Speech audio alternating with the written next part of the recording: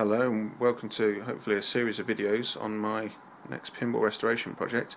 It's a game I've been after for quite some time, and it is Flash Gordon. So I managed to pick this up the other day from a fellow PinballInfo forum member.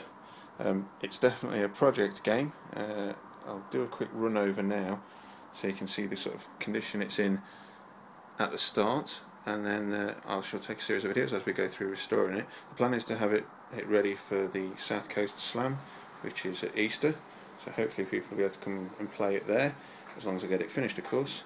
So if we have a quick look over the game, and you can see what the starting point is. Okay, so cabinet wise, it's going to need repainting. The red's kind of gone for a pink, and it's very dirty. Just going to look up here, and there's loads of scuffs and dings all over it pretty much. I'm planning on using Frisket to cover it, cut out the shapes, and then spray, and we'll see how that goes. You can also stencil, but I don't want to just have the expense of stenciling on this game. So let's have a look at the front. Again, it's a bit hard to get close to the front where I am, but you can see if I get a close up, the red's pretty much faded out. There's all sorts of overspray I think on there, and yeah, it's just looking pretty grim. So we will respray the cabinet, and hopefully that'll look a lot better. So in terms of the Playfield, well, it is quite worn. So you can see all around the inserts here, it's down to the bare wood. Up here, as we work away, basically all the wear areas, it's pretty much down to the wood. There's sort of gouges out of it and stuff like that. The good news is that I managed to source a brand new CPR repro Playfield from the States, which is currently sat at customs, so hopefully that won't take too long. So we'll have a new Playfield. The plastic's looking pretty good shape actually. They all seem intact, and hopefully with a bit of cleaning. The only one that I can see that's broken at the moment is that one right in the back corner's got a crack through it. But if that is the only one, then I'm pretty happy with that. It's going to need, I don't know, maybe get some new bumper caps and drop targets and things. They are available, so I probably will get those. But all in all, apart from obviously the wood of the Playfield, it's in pretty decent shape. So in terms of the boards, everything looks pretty good. I know it's had a new MPU board, I believe, and there's been a few, so there's some newer connectors. There is a couple of issues, so you can see right there's a wire off. I tried to reattach that, but actually the connector's damaged, so it won't grip it in place. I think that's causing a problem with the trough kicker. There's a wire off over here on one of the lamp boards. You can see just here. But other than that, the boards aren't too bad. There is some strange behaviour going on with the displays. So player 1 display is fine. I think the credit and ball display is working okay, but the other 3 displays, they light up, but they don't seem to want to work properly. So I think there's some work to do on the displays. That's probably one of the main jobs to do to get it up and running. So if I power it up, you can see it running.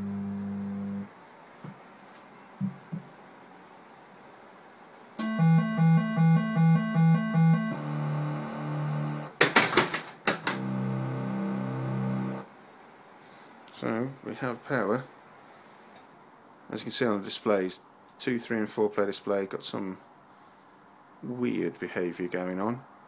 Like I say, player 1 and the credit and score ball display, sorry, they look alright, but hopefully they're fixable. The other 3 displays, that would be pretty cool. Most stuff lights up on the Playfield. So if we start a game,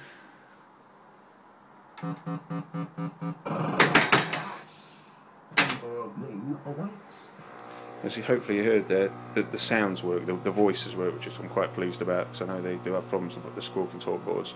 They seem to be working okay. In terms of sort of switches and the game working, so let me just test a few things out. So they all seem to be okay. Drop targets in here seem to be alright. Flippers work.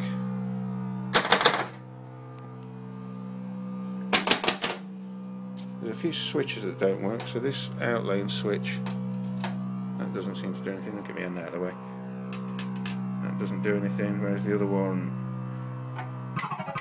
does do something, so that needs sorting out. Like I said, there's a problem in the trough in there. This bumper doesn't seem to work, whereas this one, that one does, but that one's dead. Hopefully that's just adjustment. The drop tags up here work, although they're a bit gummed up. They don't really want to go down very well, but they do work. I think that's it. Like I say, pretty much. You can sort of play it. Obviously, with the problem with the switches and the trough not working, it never goes off ball one. So I think that's job number one, is to try and sort those switch issues out and see if we can actually get it so it plays a game and you know, goes through the balls. So we'll try that first. Spent a bit of time today tinkering with the game, and I'm pleased to report that I think, other than the displays, it's pretty much fully working now. So I'm trying to think back what was not working before. So the switches that weren't working before, so this outline switch wasn't working, the trough switch, and it turns out it was actually the, let's get that in focus, it was the bumper switch. The wire off in the back box, I think, controlled that column or row of the switch matrix, because we're putting that back on and all the switches started working again. So the bumpers work fine, all the switches work, you can now play a proper game on it, and it counts down the balls. The other things that weren't working, I noticed these rollover switches up here, so a lot of those weren't actually registering, and that was causing some weird intermittent behaviour with this drop target actually going up and down at the right time. So all that was a bit of cleaning, so they were all really dirty. So there's I think one of the ones over there and those three there, just took them off, give them a bit of a clean, and now everything's working fine. So as it stands at the moment, you can play a game on Flash Gordon. The main issue still that still needs looking at is the displays. So I've got it running in display test at the moment. So I moved the player 1 display into player 2 just to make sure if it was the display that was bad or something on the MPU board. And it looks like it's the displays that have got some dodgy behaviour. So the ball and credit display, the 6-digit display, that seems to work fine. What was the player 1, now the player 2 display, I thought was okay, but it looks like it's missing the digit, the million digit. That doesn't seem to work. And then the other three do exactly the same, well, almost exactly the same thing. That one in the bottom is doing a bit more strange stuff, and it just keeps flashing like that. So if anyone knows, got any ideas of what that might be and where I should start looking and how to fix it, then please let me know. I've had a look at, took this one out and had a look at it, and it looks like someone's done repairing it in the past, which is not unsurprising for a game this old. So whether I need to refresh some solder, or I'm not too sure where to start with these, so I shall be asking some questions of the people who know, and then hopefully take it from there.